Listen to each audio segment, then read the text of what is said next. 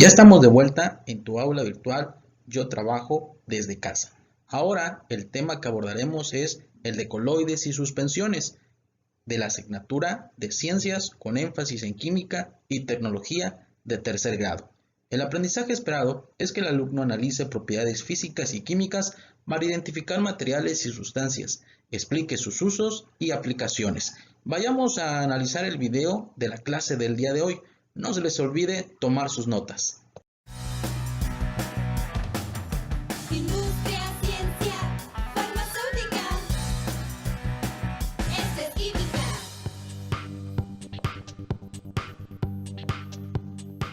Ciencias y tecnología, química, tercer grado. Bloque 1, secuencia 3, mezclas, coloides y suspensiones. Las mezclas homogéneas y heterogéneas están constituidas por dos o más componentes que conservan sus propiedades químicas y se diferencian porque en las primeras sus componentes no se notan a simple vista, mientras que en las segundas se distinguen con facilidad. Aunque parece fácil identificarlas, hay que observarlas con mucha atención para clasificarlas correctamente. Por ejemplo, ¿qué tipo de mezcla dirías que es el humo y por qué? Las mezclas homogéneas y heterogéneas no son las únicas, pues entre ellas hay otras mezclas, conocidas como suspensiones y coloides. Químicamente, las suspensiones se consideran mezclas heterogéneas, formadas por un sólido en polvo o pequeñas partículas no solubles, que se dispersan en un medio. Si este medio es un líquido y la suspensión se deja en reposo, las partículas no solubles se sedimentan.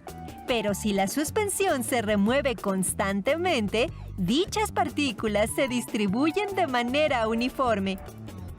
Los coloides o suspensiones coloidales se constituyen por una fase fluida, ya sea líquida o gaseosa, y una dispersa, en la cual están suspendidas finísimas partículas sólidas.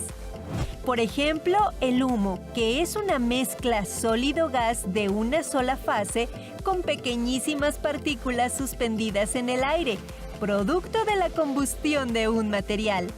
Pero si tanto las suspensiones como los coloides son mezclas que se hallan entre las homogéneas y las heterogéneas, ¿qué es lo que diferencia a estas mezclas? Para responder esta pregunta, observa el siguiente experimento.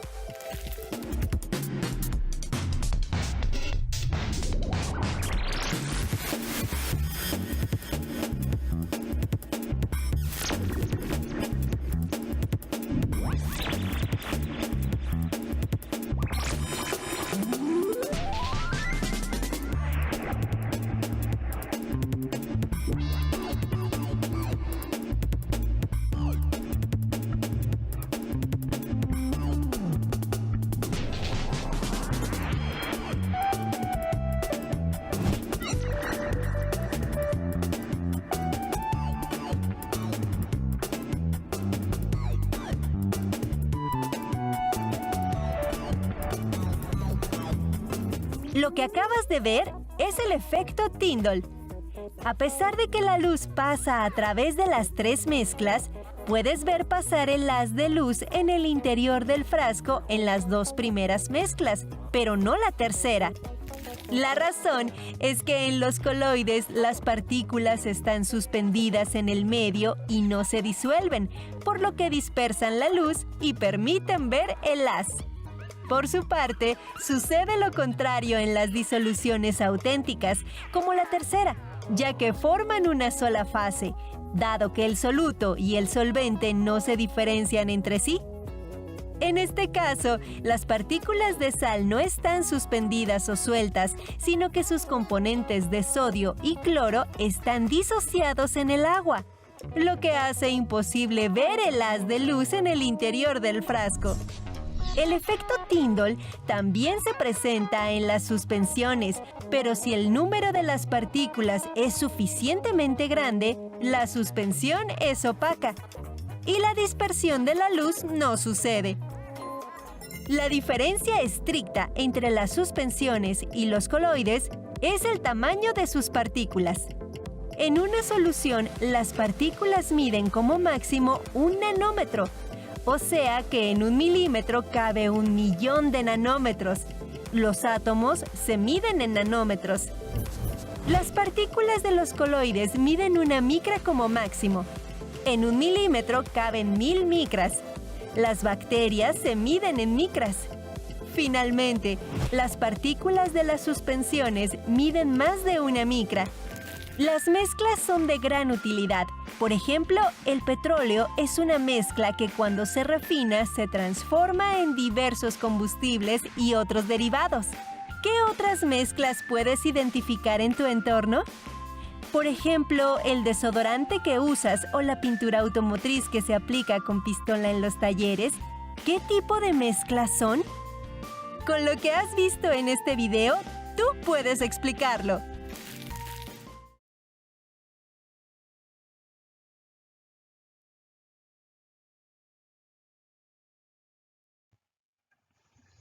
Ahora que conoces más de las mezclas y su clasificación, tal vez te preguntes sobre las sustancias que las forman. Acompáñenme a analizar los conceptos siguientes. Si tratas de clasificar todas las mezclas que encuentres en homogéneas y heterogéneas, notarás que algunos casos son más complicados que otros. ¿Cómo clasificarías la leche, la neblina o el agua lodosa? No son mezclas homogéneas, porque en ellas se puede identificar algo más que agua o aire, y tampoco son heterogéneas, porque el otro componente es difícil de identificar. A este tipo de mezclas se les conoce como coloides o suspensiones, dependiendo del tamaño de las partículas que las forman. Coloides son mezclas intermedias entre las soluciones y las mezclas propiamente dichas o burdas, es decir, son mezclas que están entre las homogéneas y las heterogéneas. Sus partículas son de 10 a 10 nanómetros de diámetro. Sus características es que no se ven a simple vista. Al pasar un rayo de luz, se dispersan. Sus partículas presentan un movimiento rápido, caótico y continuo. Y las partículas coloides son retenidas por membranas semipermeables. Un ejemplo es la pintura para casas. Es una mezcla en donde la fase dispersa son los pigmentos sólidos y el medio dispersante es el aceite. Ahora hablaremos acerca de las suspensiones, que son mezclas heterogéneas formadas por un sólido en polvo o pequeñas partículas no solubles que se dispersan en un medio líquido o gaseoso.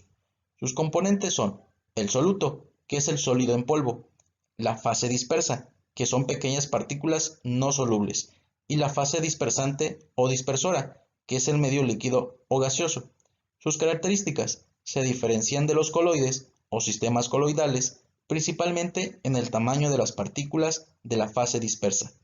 Estando en reposo, se sedimentan. Se puede separar por filtración. Son turbias y sus partículas se ven a simple vista. Un ejemplo son los antiácidos.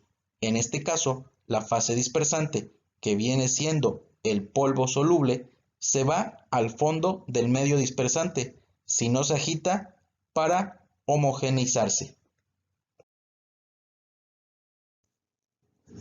Los materiales se pueden separar por métodos físicos en mezclas y sustancias. Las mezclas pueden ser homogéneas, coloides, suspensiones y heterogéneas. Y las sustancias se pueden separar por métodos químicos en compuestos y elementos. Los compuestos se forman por 2 o más elementos químicos, como la cerámica y la queratina, y los elementos se forman por átomos del mismo tipo, como la plata y el carbono. En la clase del día de hoy también abordaremos el tema de métodos para separar los componentes de una mezcla. En una mezcla, las sustancias de las que están hechos sus componentes conservan sus propiedades físicas. Por eso, es posible separarlos si se conocen su estado de agregación, densidad, propiedades magnéticas, tamaño de sus partículas, temperatura a la cual ebullen, entre otras. Las mezclas heterogéneas que contienen una sustancia líquida o gaseosa se pueden separar por filtración. Y la filtración es el método que se usa para separar un sólido insoluble de un líquido. El estado de subdivisión del sólido es tal que lo obliga a quedar retenido en un medio poroso o filtro, por el cual se hace pasar la mezcla, en una filtración que se llama residuo a lo que queda en el papel filtro, y filtrado lo que pasa a través del papel. Este método es ampliamente usado en varias actividades humanas, teniendo como ejemplos de filtros los percoladores para hacer café, telas de algodón o sintéticas, coladores o cribas caseros y los filtros porosos industriales de cerámica, vidrio, arena o carbón. La aspiradora utiliza filtros de papel que retienen el polvo y demás partículas de mayor tamaño.